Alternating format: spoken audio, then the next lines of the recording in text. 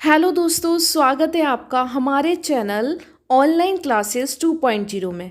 और मैं अभिनिका।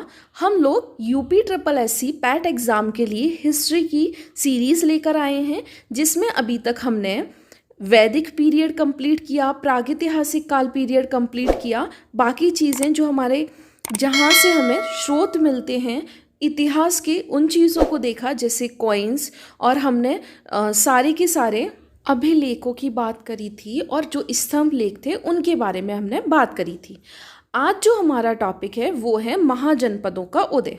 तो लास्ट जो हमने कंप्लीट किया वो हमने क्या देखे थे, वो हमने देखे थे वैदिक पीरियड, जिसमें हमने प्री ऋग्वैदिक पीरियड देखा था और पोस्ट ऋग्वैदिक पीरियड देखा था।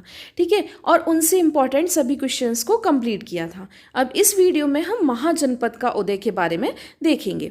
तो हम आपको सबसे पहले बताते हैं कि बुद्ध के जन्म के पूर्व 6ठी शताब्दी ईसा पूर्व में, तो अगर कोई पूछे कब की बात है तो ये 6ठी शताब्दी की बात है। भारतवर्ष में 16 जनपदों में बटा हुआ था। तो देखो 16 महाजनपद हुए थे, 16 जनपदों में भारत को बांटा गया। इसकी जानकारी हमें कहाँ से मिलती है? कोई आपसे पूछ ले तो इसकी जानकारी हमें कहाँ से मिलती है?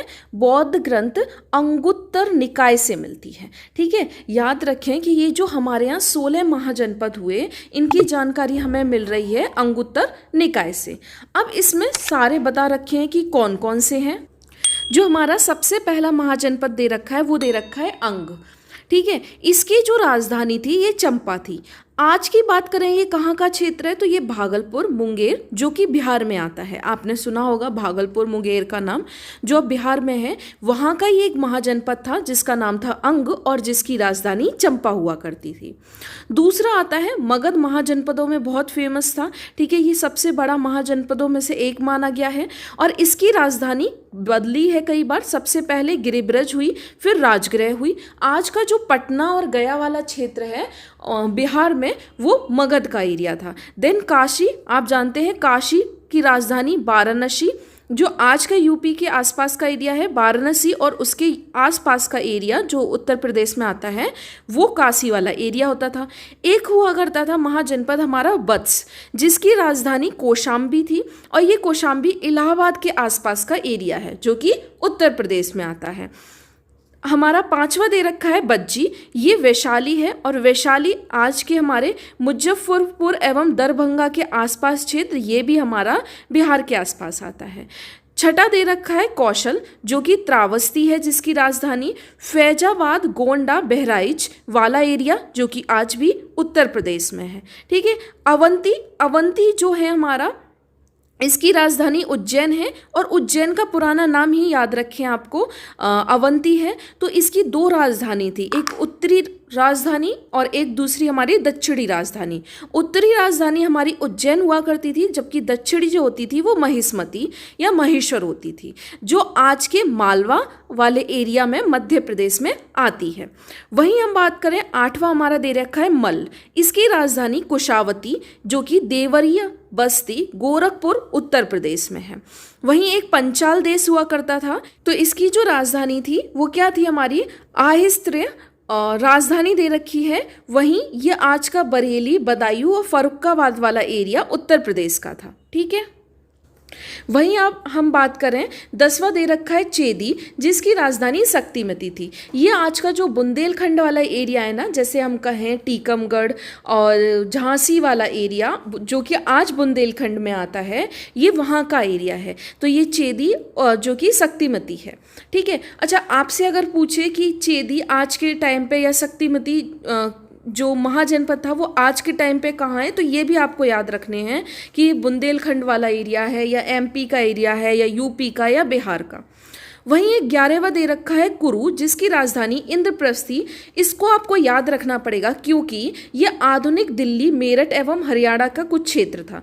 ठीक है, यहाँ पे आपको दिल्ली, मेरठ और हरियाणा का एक महाजनपद देखने को मिलता है, और जिसका नाम है कुरु, और जिसकी राजधानी हमें क्या देखने को मिल जाती है, इंद्रप्रस्थ। ठीक है, वहीं हम अगर आगे बात करें तो एक मत्स्य आता है, इसकी राजधानी याद रखें विराटनगर है। ये भी अलग है, इसलिए इस एरिया को याद रखिएगा। यह जयपुर, अलवर, भरतपुर यानी जो राजस्थान के आसपास का एरिया था वहाँ का है। तो कुरु जो कि हमारा इंद्रप्रस्थ हरियाणा की साइड का एरिया याद रखें, मत्स्य विराटनगर और जयपुर और राजस्थान के एरिया को याद रखें। साथ ही साथ कंबोज भी याद रखना है, जिसकी राजधानी हाटक है, जो राजौरी एवं हजारा क्षेत्र था। सूरसेन की नगरी मथुरा मानी जाती है, आप जैसा जानते हो, और मथुरा उत्तर प्रदेश के अंदर आता है और ये भी एक महाजनपद में से एक था।